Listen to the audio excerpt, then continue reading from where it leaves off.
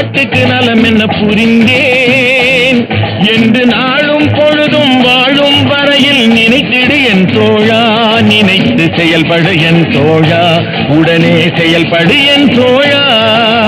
நான் ஏன் பிறந்தேன், நாட்டுக்கு நலம் என்ன புரிந்தேன் என்று நாளும் பொழுதும் வாழும் வரையில் நினைத்திடு என் தோழா, நினைத்து செயல்படு என் தோழா, உடனே செயல்படு என் தோழா.